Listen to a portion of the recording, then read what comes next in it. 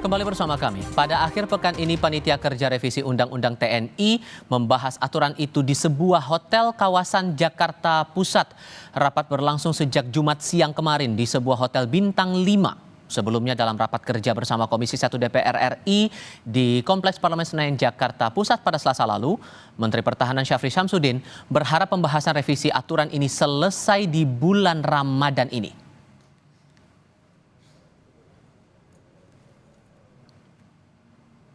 Anggota Komisi 1 DPR RI Tubagus Hasanuddin bilang tidak ada target khusus revisi Undang-Undang TNI selesai sebelum atau setelah Idul Fitri. Namun ia bilang lebih cepat, lebih baik selama sesuai prosedur. Sekarang kami ajak Anda untuk bergabung ke konferensi pers yang disampaikan Ketua Komisi 1 DPR RI Utut Adianto. 53 sekarang diperpanjang berjenjang. Kalau resminya nanti kita keluarin setelah semua digedok. Kalau sekarang ya saya belum boleh. Karena ini kan bagian yang belum disahkan. Kan kita harus gedok dulu semua, rapat dengan menterinya, baru nanti kita umumin. Intinya ketika bahas usia kan Saudara Menteri Keuangan meneliti kira-kira membebani keuangan negara atau tidak. Kalau kita jumlah tuh, kalau pembulatan ke atas 457.000. Yang paling banyak di Tamtama dan Bintara. Tamtama dan Bintaranya sekitar 300-an. Nah, perwira pertamanya sama menengahnya yang banyak. Kalau jenderalnya kan nggak nyampe. Lebih dari, nanti saya keliru tapi nggak banyak lah, nggak nyampe lebih dari 1.000, nggak nyampe. Nah, artinya dari sisi keuangan negara oke, kita sudah cross check dengan Wamenkeu Anggito Abimanyu yang hadir di sini, sekjennya Heru Pambudi yang dulu Dirjen Bea Cukai. Terus untuk konsep perundang-undangannya ada Dirjen PP, Saudara Dahana, itu dari Kementerian Hukum, anak buahnya Pak Pratman, Supratman atas, kemudian ada Wamen Han, Marsikal Madya Doni Ernawan, dan Wamen Sesnek Bintang 2 Angkatan Udara Eko Budi. Nah itu, terus kalau klaster yang lainnya sudah disampaikan Pak Syafri Syamsuddin. Sesungguhnya dari yang ditambahkan itu nggak ada yang baru. Kalau Kamla kan ikut dari dulu Angkatan Laut Aktif. Ada Pak Aan, sekarang Dr. Irfan, itu bintang 3. Kalau BNPB, penanggulangan bencana biasanya Angkatan Darat. Mereka sendiri sebenarnya punya undang-undangnya. Angkatan Darat pernah Pak Ganip Warsito, pernah almarhum Doni Munardo, sekarang kalau nggak salah Pak Suharyanto, Letnan Jenderal. Kalau sekeliru saya dikoreksi. Intinya itu.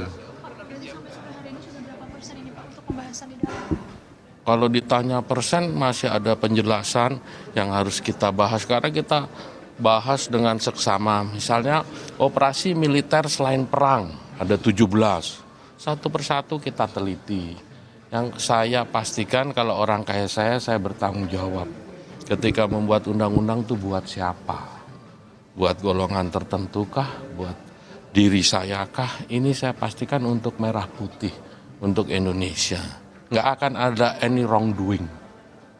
Nggak akan ada any wrongdoing. Saya dari kecil sebelahnya juga bendera merah putih. Dari umur 14 tahun. Tetapi kalau TNI ditakutkan akan kembali seperti zaman Orde Baru, saya udah usia 60 tahun. Supaya dipahami di dunia ini nggak ada yang bisa membalikkan jarum jam. Semangat zamannya beda.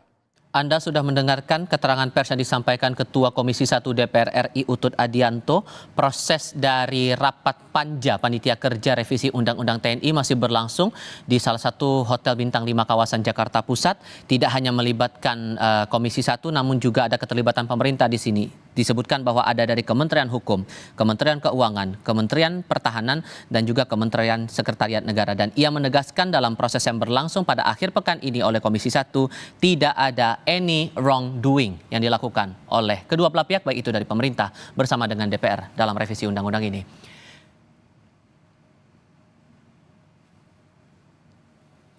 Di sisi lain, peneliti Formapi Lusius Karus mengkritisi rapat pembahasan revisi Undang-Undang TNI di Hotel Bintang 5 sebagai langkah kontradiktif terhadap isu efisiensi anggaran yang digenjot pemerintah. Formapi pun menyayangkan proses pembahasan dianggap terburu-buru, mengingat rancangan atau revisi ini hanya dibahas 9 hari sebelum reses yang disebut sebagai target waktu pembahasan aturan ini, sehingga partisipasi publik semakin minim.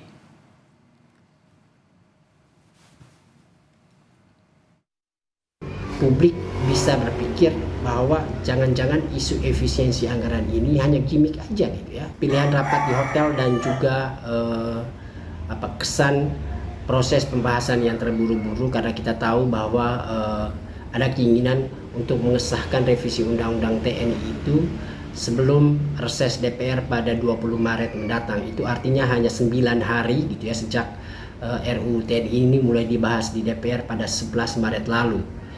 Jadi waktu yang begitu sempit itu tentu terlihat melawan gitu ya atau menantang animo publik yang begitu besar untuk terlibat dan berpartisipasi dalam proses pembahasan revisi Undang-Undang TNI ini.